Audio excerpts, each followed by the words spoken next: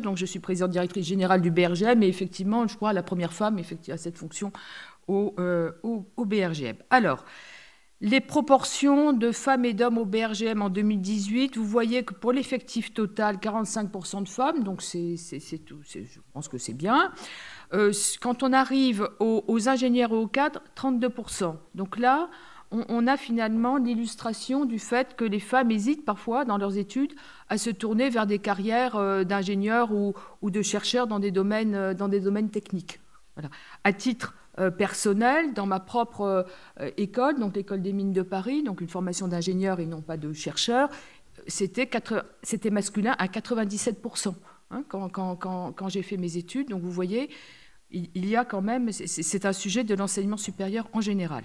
Donc vous voyez après, pour les chefs de projet et les managers, on reste dans ces 30%, et ensuite, ça descend, il y a un palier, hein, quand on arrive à des niveaux d'encadrement supérieur, ou que ce soit de thèse ou de personnel. Alors, c'est ici examiné de façon un peu plus précise.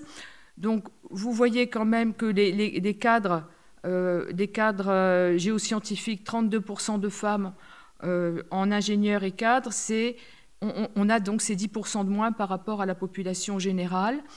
Et quand on va regarder les moins, en chef de projet, en expert, manager, on a 29% de femmes. Alors c'est très léger l'écart, hein, entre 29% et 31-32%, mais on voit que ça commence à s'effriter un tout petit peu. C'est quand même un signal, on va dire c'est un simple signal.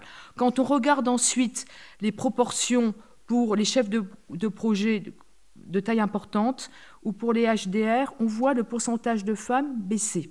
Alors, j'ai quand même demandé qu'on ajoute, parce qu'on voit le pourcentage est à 25%, mais quand même, vous voyez qu'entre 2017 et 2018, le nombre de femmes qui ont dirigé des projets scientifiques de grande taille est passé de 34 à 41.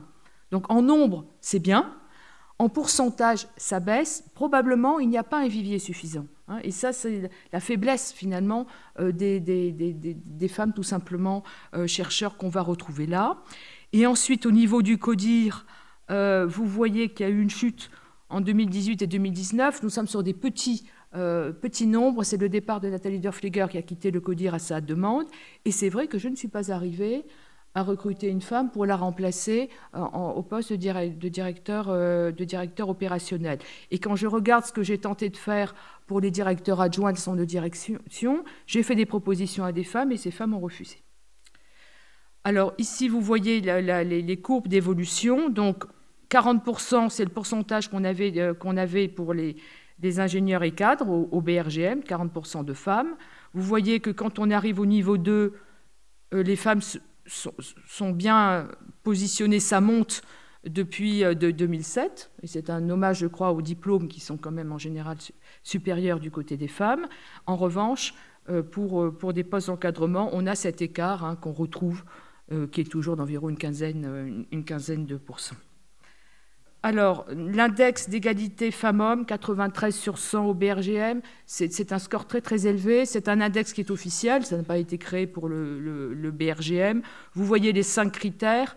L'égalité de rémunération, le BRGM a un écart d'1,4% entre les hommes et les femmes en faveur des hommes. C'est quand même pas énorme, mais on peut discuter parce que c'est évidemment pour un certain type de poste. Les taux d'augmentation, 3,1% en faveur des femmes. Les promotions, 1,4% en faveur des femmes. Les femmes de retour de congé maternité ont bénéficié à 100% des augmentations perçues pendant leur absence. Et enfin, 2 femmes figurent parmi les 10 plus hautes rémunérations. Alors évidemment, le sujet au BRGM, c'est la proportion de femmes dans les postes les plus importants de la maison, les postes de rue, les postes de directeur adjoint, les postes HDR, etc., ou pour gérer les gros projets. Alors, je vais pas non plus... Alors ça, vous avez la comparaison entre le BRGM et les autres établissements. Vous voyez, BRGM est très vraiment en tête avec 93%, l'ADEME 92%. Et vous voyez, le CEA est à 74, ce qui n'est pas énorme. Et puis, plus surprenant, Radio France est à 73, parce qu'on aurait pu penser que les médias, c'était quand même assez féminin. Hein. Donc, vous voyez que nous sommes quand même bien positionnés. Alors, je ne veux pas trop parler pour pas qu'Anne Beignet ne puisse pas intervenir longtemps derrière, mais je me suis forcément interrogée sur la raison pour laquelle on trouvait peu de femmes dans les postes de direction et pourquoi elles refusaient quand on leur proposait. Je pense que quelque part, l'âge marquant, c'est entre 30 et 40 ans. C'est à cet âge-là que les femmes ont des charges familiales les plus lourdes avec les enfants. Donc, quand on essaye de monter dans une hiérarchie, c'est évidemment plus prenant. Voilà. Et quand la femme a en plus à assurer la vie de famille, eh bien, c'est une charge qui devient très très forte et beaucoup hésitent, je pense, sur cette charge de travail. Ou alors, elles n'ont pas, c'est une première hypothèse. La deuxième, c'est qu'elles n'ont pas le même désir, finalement, de promotion. C'est également peut-être une possibilité. Voilà, je n'en dis pas plus pour ne pas laisser à Anne Beignet un temps trop court. Voilà, merci beaucoup.